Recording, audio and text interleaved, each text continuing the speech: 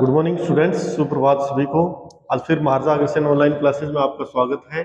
मैं Sushil Swami, geography lecturer, BA BEd first year के लिए हम जो पुस्तक पढ़ रहे हैं, सेकंड बुक है अपनी बीए बीएड की, मानव भूगोल ह्यूमन ज्योग्राफी, जिसमें हमने मानव भूगोल की प्रकृति, विषय क्षेत्र, उनके उद्देश्य के बारे में हमने पढ़ा था कि मानव भूगोल जो है मनुष्य के, अपने ये कह सकते हैं कि मनुष्य पर ही आधारित होती है, या उसकी आर्थिक प्रक्रियाओं के बारे में अध्ययन करते हैं, या उसकी सामाजिक प्रक्रियाओं के बारे में अध्ययन करते हैं, या मनुष्य का विकास किस प्रकार से हुआ है, उन सभी चीजों का अध्ययन अपने जो है मानव भूगोल के अंतर्गत करते हैं। अब मानव भूगोल में हम देखते हैं कि विभिन्न प्रकार के, अगर देखा जाए तो मानव भूगोल में विभिन्न प्रकृति के जो है क्षेत्र पाए जाते हैं, या आप ये कह सकते हैं कि भी जिस प्रकार से मनुष्य निवास करता है उस निवास के अनुसार जो है उसका वातावरण होता है, या उस क्षेत्र में जो भी यानी कि रीति रिवाज या परंपराएं पाई जाती हैं, उन परंपराओं के अनुसार जो है मनुष्य का निवास क्षेत्र पाया जाता है। अब अपने ये कह सकते हैं कि विभिन्न प्रकार की प्रजातियां, जातियां जो है वो अपने देख सकते हैं कि अपने विभिन्न क्षेत्रों में पाई जाती है, या जिस प्रकार से अपने कह सकते हैं उच्च पर्वतीय क्षेत्रों में जातियां पाई जाती हैं, या मैदानी क्षेत्रों में जातियां पाई जाती है, या अपने कह सकते हैं रेगिस्तानी क्षेत्रों में, मरुस्थलीय क्षेत्रों में जो जाति या प्रजाति पाई जाती है। तो ये सभी चीजें जो मिलकर जो है एक मानव भूगोल का निर्माण करती है। तो मानव भूगोल में मनुष्य से संबंधी जो भी प्रक्रियाएं होती है, उन प्रक्रियाओं का हम अध्ययन करते हैं। अब मानव भूगोल में हम देखते हैं कि भी विभिन्न प्रकार के सिद्धांत भी पाए जाते हैं। मानव भूगोल के सिद्धांत जिसे अपने कह सकते हैं मानव भूगोल।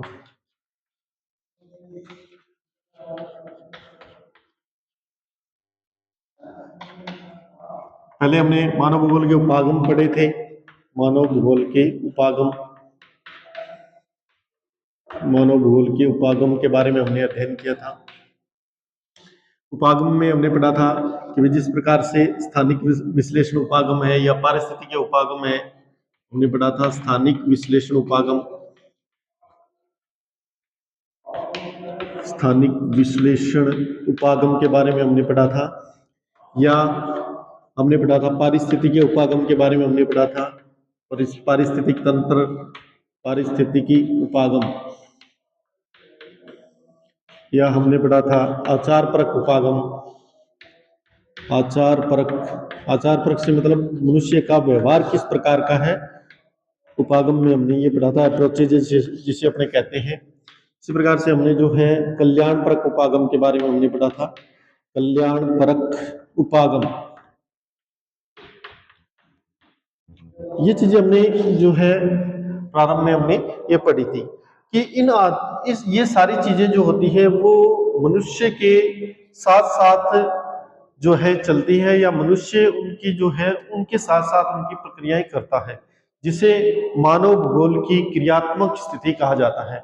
अब अपने देखते हैं मानव भूगोल के जो सिद्धांत होते हैं, मानव भूगोल के सिद्धांत के रूप में अगर देखें, मानव भूगोल के सिद्धांत यानी कोई भी सब्जेक्ट होता है तो उसके लिए सिद्धांत भी होते हैं, उसके उद्देश्य भी होते हैं, उसकी प्रकृति भी होती है, उसके विषय क्षेत्र भी पाए जाते हैं। तो इसी प्रकार से मानव भूगोल के सिद्धांत भी है। मानव भूगोल के सिद्धांत के बारे में अगर अपने देखें तो एक नंबर सिद्धांत जिसे अपने कह सकते हैं क्रियाशीलता का सिद्धांत। क्रियाशीलता या परिवर्तन का सिद्धांत जिसे अपने मान सकते हैं, परिवर्तन का सिद्धांत। क्रियाशीलता या परिवर्तन का सिद्धांत जिसे अपने कह सकते हैं। इसमें हम जो है विभिन्न प्रकार से, जो जिस प्रकार से अपने कह सकते हैं कि भी इसके अलग अलग अगर पार्ट करें अपने, तो पृथ्वी का ग्रह, इसमें जो है सबसे पहले अपने ये देख सकते हैं कि क्रियाशीलता के सिद्धांत पे कि भौतिक शक्तियां जो होती हैं, भौतिक शक्तियां, पृथ्वी पर भौतिक शक्तियां पाई जाती हैं। भौतिक शक्तियां कौन कौन सी पाई जाती हैं, जिस प्रकार से अगर इसका वर्णन अपने देखें तो भौतिक शक्तियों में हम कह सकते हैं कि पृथ्वी के जो ग्रहीय संबंध है, पृथ्वी के ग्रहीय संबंध या नक्षत्रीय संबंध जिसे अपने कह सकते हैं, पृथ्वी के ग्रहीय संबंध, या अपने कह सकते हैं कि भी जिस प्रकार से सौर शक्ति है, सौर शक्ति या सूर्य ऊर्जा अपने कह सकते हैं, सौर शक्ति या सूर्य ऊर्जा अपने कह सकते हैं, या आपने कह सकते हैं गुरुत्वाकर्षण शक्ति, गुरुत्वाकर्षण शक्ति, गुरुत्वाकर्षण शक्ति, या कह सकते हैं मानव शक्ति, मानव शक्ति, गुरुत्वाकर्षण शक्ति, मानव शक्ति। तो ये चीजें जो है, यानी कि अपने कह सकते हैं कि इस प्रकार से जो है, इस प्रकार से भौतिक शक्तियों के रूप में अगर देखें तो एक और शक्ति अपने कह सकते हैं कि जिस प्रकार से अंतर्जात और बहिर्जात शक्तियां, अंतर्जात और बहिर्जात शक्तियां, या जिसे अपने आकस्मिक और दीर्घकालीन शक्तियों के रूप में भी इन्हें अपने विभाजित कर सकते हैं, आकस्मिक और दीर्घकालिक शक्तियां। तो सबसे पहले अपन देखते हैं क्रियाशीलता का जो सिद्धांत है। क्रियाशीलता का सिद्धांत से मतलब कि पृथ्वी पर जो है प्रत्येक प्राणी, प्रत्येक जीव जंतु जो है क्रियाशील रहता है या सक्रिय रहता है, और सक्रिय रहते हुए जो है वो पृथ्वी में परिवर्तन करता है या खुद में अपना परिवर्तन कर लेता है। जिस प्रकार से अगर अपने कहें कि भी विभिन्न प्रकार के जो जीव जंतु हैं उन सभी में क्रियाशीलता पाई जाती है या उनमें परिवर्तन का नियम पाया जाता है। अपने कह सकते हैं परिवर्तन किस प्रकार के होंगे, परिवर्तन विभिन्न प्रकार के परिवर्तन अपने देखते हैं जिन्हें अपने भौतिक शक्तियां कह सकते हैं, या जिसे अपने भौतिक शक्तियों के रूप में अपने जान सकते हैं। भौतिक शक्तियों के रूप में अगर अपने देखें तो इन्हें जो है पृथ्वी की जो गृहीय संबंध है भौतिक शक्तियों से, मतलब कि पृथ्वी की जो भौतिक वातावरण है, पृथ्वी का जो भौतिक वातावरण है, उस वातावरण से संबंधित जो है इसमें अपने अध्ययन करते हैं कि भी भौतिक शक्तियां कौन कौन सी है। जिस प्रकार से अगर देखा जाए पृथ्वी के जो गृहीय संबंध है, अगर इसमें हम अध्ययन करें पृथ्वी का गृहीय, क्योंकि जो ब्रह्मांड है उस ब्रह्मांड में अगर देखा जाए, ब्रह्मांड में अगर अपने देखें तो ब्रह्मांड में अनेक ग्रह पाए जाते हैं। ब्रह्मांड में जिस प्रकार से हम प्रारंभ में पढ़ते हैं कि 9 ग्रह पाए जाते हैं, लेकिन 2006 के बाद में एक ग्रह को जो है ग्रहों की श्रेणी से निकाल दिया गया है, जिसे अपने जिस प्रकार से प्लूटो को जो है ग्रह नहीं माना जाता है। तो वर्तमान समय में 8 ग्रह हैं। तो इन ग्रहों में पृथ्वी ही एक ऐसा ग्रह है, या अपने ये कह सकते हैं पृथ्वी ही एक ऐसा ग्रह है जिस पर जो है जीवन है, या अपने ये कह सकते हैं जहां पर वनस्पतियां, जीव जंतु जो है जीवित रह सकते हैं, या यहाँ पर जो है विभिन्न प्रकार के जो अपने ये कह सकते हैं विभिन्न प्रकार की जो वनस्पति पदार्थ या विभिन्न प्रकार की जो जीवन प्रक्रिया है वो इस पर पाई जाती है। अब पृथ्वी जो है ग्रह के रूप में जो है पृथ्वी में 2 प्रकार की गतियां हम देख सकते हैं। पृथ्वी में 2 प्रकार की गतियां हम देख सकते हैं, कौन कौन सी? घूर्णन गति, घूर्णन गति और परिक्रमण गति। 2 प्रकार की गतियां हम देखते हैं, घूर्णन गति और परिक्रमण गति। तो दोनों ही गतियां जो होती हैं वो महत्वपूर्ण होती हैं। हम देखते हैं पृथ्वी पर दोनों ही गतियां मुख्य रूप से महत्वपूर्ण होती है। जिस प्रकार से अगर अपने कहें बात करें घूर्णन गति की, तो घूर्णन गति से मतलब ये हो गया कि भी पृथ्वी 24 घंटे में अपना एक घूर्णन पूर्ण करती है। कहने का मतलब पश्चिम से पूर्व दिशा में पृथ्वी जो है 24 घंटे के अंदर एक अपना घूर्णन पूरा करती है, जिससे दिन रात की स्थितियां बनती है, या अपने कह सकते हैं दिन रात परिवर्तित होते हैं, दिन रात परिवर्तित होते हैं। इसके कारण पृथ्वी के घूर्णन के कारण, जिसे अपने घूर्णन गति कहते हैं। और यह जो है अपने अक्ष पर जो है घूर्णन करती है, जो 24 घंटे का, लगभग 24 घंटे का समय लेती है। इसी प्रकार से दूसरी इसकी गति जो होती है उसे अपने परिक्रमण गति कहते हैं। तो परिक्रमण गति अपने ये मान सकते हैं कि परिक्रमण गति में ये देखा जाता है कि भी लगभग 365 सही 1/4 दिन में जो है पृथ्वी एक सूर्य का पूरा चक्कर लगाती है। कहने का मतलब इनके सभी ग्रह जो हम ये मानते हैं कि सभी ग्रह जो है वो सूर्य का जो है वो चक्कर लगाते हैं। इस प्रकार से कौन से मार्ग में? अंडाकार मार्ग में। अंडाकार मार्ग में ये जो है एक सूर्य का, जिस प्रकार से पृथ्वी है, तो पृथ्वी जो क्या करती है कि पूरा चक्र इनके यहाँ से यहाँ तक आने में, वापस यहाँ से यहाँ तक आने में जो है वो 24 घंटे का समय लेती है। यहाँ से यहाँ तक आने में जो है पृथ्वी जो है अपने कह सकते हैं 365 दिन का समय लेती है। 365 सही 1 घंटे, 365 सही 1/4 दिन का ये समय लेती है। और इसे जो है अपने कह सकते हैं परिक्रमण काल, इसे क्या कहेंगे अपने? परिक्रमण काल। और इस परिक्रमण के काल के कारण जो है विभिन्न ऋतुओं का निर्माण होता है। अपने कह सकते हैं ऋतुएं जो बनती है वो ऋतुएं जो है इसी कारण बनती है। सीजनल जो है, या अपने कह सकते हैं सीजनल सीजनल प्रकार, जो सीजनल टाइप जो होता है वो परिक्रमण गति के कारण होता है। और परिक्रमण गति में हम ये देख सकते हैं कि भी परिक्रमण जो होता है वो सूर्य के चारों ओर होता है। कहने का मतलब सूर्य के चारों ओर वो सभी ग्रह चक्कर लगाते हैं, अपने ये मानते हैं अंडाकार मार्ग में जो है ये चक्कर लगाते हैं, और इसके कारण जो है विभिन्न प्रकार की ऋतुओं में परिवर्तन देखा जाता है। तो ये भी एक प्रकार के परिवर्तन है। जिस प्रकार से हम कह सकते हैं दिन रात का बनना है, या ऋतुओं का अलग अलग ऋतुएं बनना है, जैसे शीत ऋतु है, उष्ण ऋतु है, बसंत ऋतु है, हेमंत ऋतु है, शिशिर ऋतु है। इस प्रकार से विभिन्न प्रकार की ऋतुएं जो हैं उन ऋतुओं का जो है परिवर्तन होता रहता है। अब अपने ये कह सकते हैं कि भी ये भी एक यानी कि क्रियाशीलता है, इनमें भी एक क्रियाशीलता पाई जाती है। अपने ये माना जा सकता है कि इनमें भी एक क्रियाशीलता पाई जाती है और यह क्रियाशीलता जो है परिवर्तनकारी सिद्धांत के अंदर या क्रियाशीलता के सिद्धांत में इसको अपने देख सकते हैं।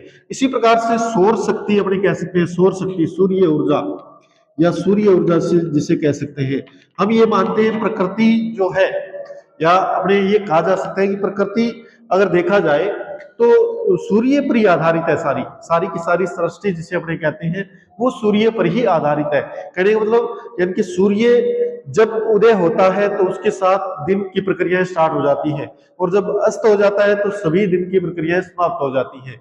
या अपने कह सकते हैं कि पृथ्वी पर यानी कि जो भी क्रियाएं हो रही है, जो भी क्रियाएं हो रही है वो क्रियाओं का जो कर्ता धर्ता जो है वो सूर्य ही है। अपने ये मानते हैं वाष्पीकरण की क्रिया होती है, या अपने ये कह सकते हैं पौधों में वाष्पोत्सर्जन की क्रिया होती है, या अपने कह सकते हैं प्रकाश संश्लेषण की क्रिया पौधों में होती है, या अपने कह सकते हैं कि भी मनुष्य को जो वातावरण है उस वातावरण में जो दृश्यता है वो दृश्यता भी सूर्य के कारण उत्पन्न होती है। तो अपने ये कह सकते हैं सूर्य के द्वारा सभी चीजें संचालित होती है।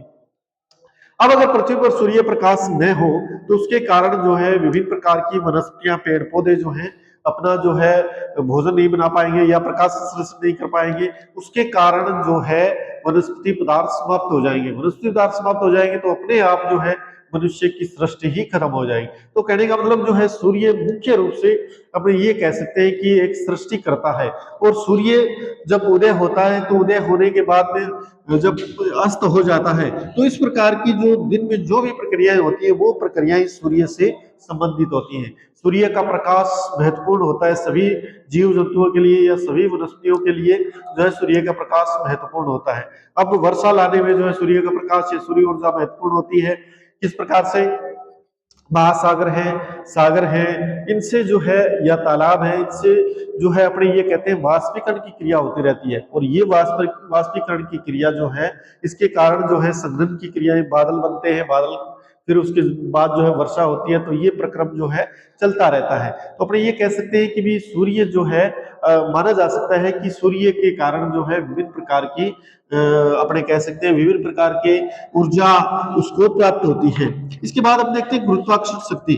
अब गुरुत्वाकर्षण शक्ति जो है पृथ्वी में हम ये मानते हैं पृथ्वी में क्या पाया जाता है, पृथ्वी में सभी चीजों को अपनी ओर खींचने की शक्ति होती है, या पृथ्वी क्या करती है सभी वस्तुओं को अपनी ओर खींचती है, जिसे अपने गुरुत्वाकर्षण शक्ति कहते हैं।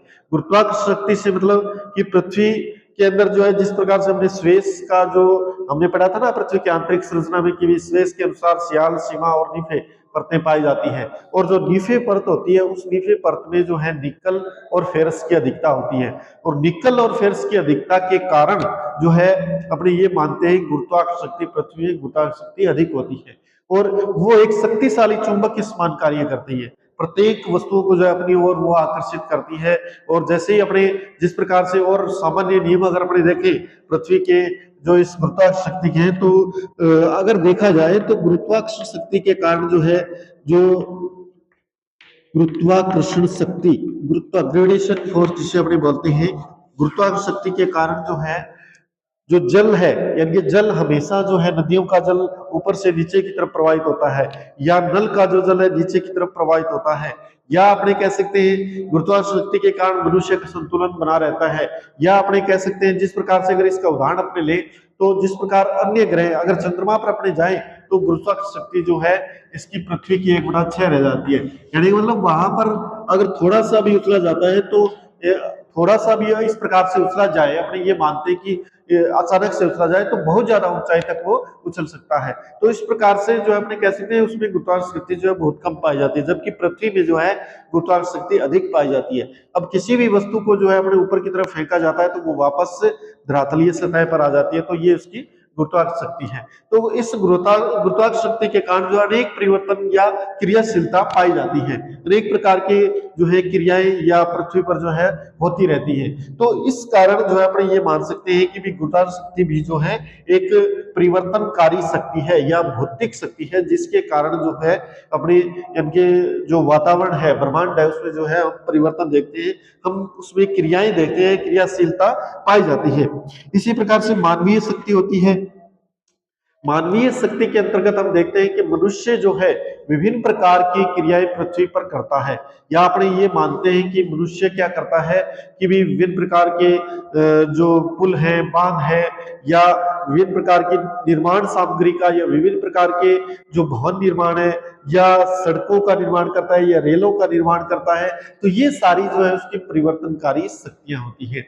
कहने का मतलब वो जो है इनके किसी क्षेत्र में भी परिवर्तन कर सकता है और परिवर्तन करते हुए उस क्षेत्र में क्रियाशील रहता है। कहने का मतलब उस क्षेत्र को क्रियाशील बना देता है। क्रियाशील से मतलब जिस प्रकार से रेलों का आवागमन रहता है या सड़कों पर वाहनों का आवागमन रहता है, तो सड़कें तैयार की जाती है, रेल मार्ग तैयार किए जाते हैं, बांधों का निर्माण किया जाता है या पुलों का निर्माण किया जाता है। तो ये सारी जो है मानवकृत शक्तियां होती हैं या मनुष्य द्वारा इनमें परिवर्तन किया जाता है, और ये परिवर्तन जो है मनुष्य द्वारा धीरे धीरे ये परिवर्तन होता रहता है। तो इस प्रकार से हम ये मान सकते हैं कि भी विभिन्न प्रकार से इस प्रकार के परिवर्तन जो है क्रियाशील रहते हैं। कहां पर? जो पृथ्वी का धरातल है, उस पृथ्वी के धरातल में विभिन्न प्रकार के जो है परिवर्तन इस प्रकार के पाए जाते हैं। किसके कारण? मानवीय शक्ति के कारण। मानवीय शक्ति के कारण। अब ये मानवीय शक्ति जो है पृथ्वी के धरातल पर ही नहीं, अंतरिक्ष में भी ये कार्य कर रही है, या अपने ये कह सकते हैं अंतरिक्ष में भी विभिन्न ग्रहों पर जो है मनुष्य का जो है परचम उसने अपना लहराया, वहां पर जाकर जो है विभिन्न प्रकार की खोज और सर्वेक्षण कार्य उसने किए हैं। तो ये इसकी मानवीय शक्ति है कि पूरे ब्रह्मांड में जो है वो परिवर्तन करता रहता है या पूरे ब्रह्मांड में उसकी क्रियाशीलता पाई जाती है। तो इस प्रकार से मानव शक्ति भी जो है एक यानी कि अपने भौतिक शक्तियों के रूप में इसको देखा जा सकता है। इसी प्रकार से अंतर्जात या बहिर्जात बल जो होते हैं या आकस्मिक बल जिसे अपने कह सकते हैं, तो पृथ्वी में जिस प्रकार से अगर देखा जाए तो पृथ्वी में अपने देखें, पृथ्वी में विभिन्न प्रकार से बल कार्य करते हैं। अब अपने ये कह सकते हैं कि पृथ्वी में अंतर्जात और बहिर्जात दो प्रकार के बल कार्य करते हैं, अंतर्जात और बहिर्जात। अब जो अंतर्जात बल होते हैं जिसे अपने आंतरिक शक्तियां कहते हैं, पृथ्वी में आंतरिक शक्तियां परिवर्तन करती रहती हैं। आंतरिक शक्तियां, आंतरिक शक्तियों द्वारा परिवर्तन होता रहता है। किस प्रकार के आंतरिक शक्तियां होती हैं? जिस प्रकार से ज्वालामुखी क्रिया उत्पन्न होना, ज्वालामुखी क्रिया उत्पन्न होना, या अपने कह सकते हैं जिस प्रकार से भूकंप का उत्पन्न होना, भूकंप का उत्पन्न होना, ये चीजें जो होती हैं ये चीजें आंतरिक शक्तियों के रूप में इनको देखा जाता है। और ये आंतरिक शक्तियां जो है परिवर्तन उत्पन्न करती हैं, चाहे तो वो पृथ्वी के आंतरिक धरातल में, आंतरिक संरचना में परिवर्तन उत्पन्न करे, चाहे वो अपने ये कह सकते हैं कि बाहरी धरातल में परिवर्तन उत्पन्न करे, बाहरी धरातल में परिवर्तन उत्पन्न करे। क्योंकि जब ज्वालामुखी क्रिया उत्पन्न होती है तो ज्वालामुखी क्रिया द्वारा पृथ्वी की आंतरिक संरचना से लेकर और बाह्य धरातल पर जो है परिवर्तन हम देखते हैं। ज्वालामुखी विस्फोट के द्वारा अनेक कंकड़ पत्थरों का बिखराव होता है, ज्वालामुखी लावा जो है उस क्षेत्र में बिखर जाता है। तो इस प्रकार की क्रिया जो होती है उसके कारण जो है विभिन्न प्रकार से अपने देखते हैं जो अंतर्जात शक्तियों द्वारा परिवर्तन हम देखते हैं। अंतर्जात शक्तियों द्वारा पृथ्वी की आंतरिक संरचना और बाहरी धरातल पर परिवर्तन उत्पन्न होते हैं। इसी प्रकार से भूकंप होता है, भूकंप जहां से उत्पन्न होता है वहां से लेकर और जिन क्षेत्रों में उसके इर्द गिर्द यानी कि उसके चारों ओर भूकंप प्रभावित क्षेत्र में जो है परिवर्तन उत्पन्न होते हैं। तो इस प्रकार से अपने कह सकते हैं जिस प्रकार अगर भूकंप किसी क्षेत्र में उत्पन्न हो रहा है तो पृथ्वी की आंतरिक संरचना में लहरों द्वारा जो है चट्टानों में परिवर्तन होता है, हेर फेर हो जाता है, या अपने ये कह सकते हैं कि भी इसके साथ साथ जो है बाहरी जो धरातलीय क्षेत्र है या बाहरी जो भूकंपीय क्षेत्र है उस भूकंपीय क्षेत्र में भी परिवर्तन देखे जाते हैं। जिस प्रकार से अनेक निर्मित सामग्रियां जो है नष्ट हो जाती हैं, या अपने ये कह सकते हैं अनेक प्रकार के जो बांध है, पुल है, या अपने ये कह सकते हैं रेल है, रेल निर्माण है, या अपने कह सकते हैं सड़क निर्माण है, ये सारे इससे प्रभावित हो जाते हैं। तो ये चीजें जो होती है ये परिवर्तन करती रहती है पृथ्वी में। इसी प्रकार से अगर देखा जाए तो अपनी जो ये तो हो गई आकस्मिक शक्तियां, जिसे अपने कह सकते हैं ये चीजें तो हो गई आकस्मिक, यानी कि अचानक ये उत्पन्न होती है, अचानक से उत्पन्न होती है। लेकिन कुछ ऐसी शक्तियां भी होती हैं जिसे अंतर्जात शक्तियां जो परिवर्तन उत्पन्न करती है धरातल के ऊपर, जिनसे हम परिवर्तन देखते हैं। किस प्रकार से के परिवर्तन देखते हैं, किस प्रकार से वो क्रियाशील रहते हैं, वो चीजें अपने इसमें देखेंगे कि भी जिस प्रकार से अंतर्जात शक्तियां होती है, जिस प्रकार से अपने कह सकते हैं वलन की प्रक्रिया है, भ्रंशन की प्रक्रिया है, वलन है, भ्रंशन है, इस प्रकार की प्रक्रियाएं जो होती है वो जो होती है वो जिस प्रकार से अपने कह सकते हैं अपने को अनुभव नहीं होती, लेकिन ये जो है इनके लगातार होती रहती है। जिस प्रकार से पृथ्वी के जो अंतर्जात बल है, उन अंतर्जात बलों में हम कह सकते हैं वलन है, तो वलन के कारण जो है पर्वत निर्माण की क्रिया होती रहती है। पर्वत निर्माण की क्रिया, पर्वत निर्माण की क्रिया या पठारों का निर्माण, अपने कह सकते हैं कि भी पृथ्वी में जब वलन प्रक्रिया प्रारंभ होती है तो वलन अपने को दिखाई नहीं देता है, लेकिन ये प्रक्रिया दीर्घकालिक प्रक्रिया की श्रेणी में भी इसे रख सकते हैं। कह सकते हैं कि यहाँ पर दीर्घकाल तक जो है दीर्घकालिक परिवर्तन यहाँ पर हम देख सकते हैं। दीर्घकालिक परिवर्तन कि भाई अचानक से ये परिवर्तन उत्पन्न नहीं होते, लेकिन जिस प्रकार से पर्वतों का या पर्वत श्रेणियों का जो निर्माण हुआ है, अपने कह सकते हैं हिमालय पर्वत श्रृंखला है, या अपने कह सकते हैं कि भी जिस प्रकार से अरावली पर्वत श्रृंखला है राजस्थान के अंदर, या अपने कह सकते हैं रोकीज पर्वत श्रृंखला है जो उत्तरी अमेरिका के अंदर है, या अपने कह सकते हैं डीज पर्वत श्रृंखला है जो दक्षिणी अमेरिका में है, या आल्पस पर्वत श्रृंखला है जो यूरोप में है। तो इनका निर्माण अचानक से नहीं हुआ है, ये पर्वत श्रृंखलाएं धीरे धीरे इनके वलन के कारण इनमें जो है वलन उत्पन्न होता गया पृथ्वी में, वलन पृथ्वी की आंतरिक शक्तियों के कारण, और इस वलन के कारण जो है इन पर्वत श्रेणियों का निर्माण इस प्रकार से होता गया। और ये वलन जो होता है ये महत्वपूर्ण बल होता है पृथ्वी के अंदर, जो पृथ्वी की आंतरिक संरचना के कारण उत्पन्न होते हैं, और वलन के कारण हम देखते हैं पर्वतों का निर्माण होता है। इस प्रक्रिया में जो होता है अनेक साल, हजारों लाखों साल लग जाते हैं जब इनका निर्माण होता है। जब अरावली पर्वत श्रृंखला यानी जब उसका निर्माण हुआ तो उस समय जो है अगर अपने ये माने कि हजारों लाखों वर्षों पश्चात जो है इस यानी कि वर्तमान स्थिति में जो है अरावली पर्वत श्रृंखला है। तो अपने कह सकते हैं कि भी पृथ्वी में आकस्मिक परिवर्तन भी होते हैं और पृथ्वी में दीर्घकालिक परिवर्तन भी होते हैं, जिनके कारण जो है बाहरी धरातल पर परिवर्तन उत्पन्न होते हैं, या बाहरी धरातल पर जो है क्रियाशीलता पाई जाती है, या अपने कह सकते हैं ये चीजें जो क्रियाशील रहती है। तो इस प्रकार की क्रिया, इस प्रकार की जो चीजें हैं, इस प्रकार की जो वस्तुएं हैं वो अनवरत रूप से क्रियाशील रहती है, जिसे अपनी क्रियाशीलता के सिद्धांत में हम रखते हैं। और ये सारी चीजें भौतिक शक्तियों से संबंधित है, या अपने कह सकते हैं भौतिक शक्तियां जो है इनमें परिवर्तन करती है। ये भौतिक शक्तियां जो होती हैं इन भौतिक शक्तियों के कारण परिवर्तन देखे जाते हैं।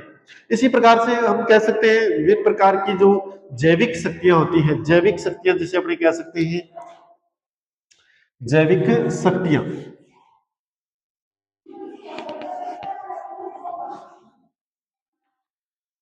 भौतिक शक्तियों के बाद में हम कह सकते हैं जैविक शक्तियां भी पाई जाती हैं। जैविक शक्तियां, जैविक शक्तियां किसके कारण निर्मित होती हैं? जिस प्रकार से अपने कह सकते हैं विभिन्न जीव जंतु है, विभिन्न प्रकार के जीव जंतु, विभिन्न प्रकार की वनस्पतियां,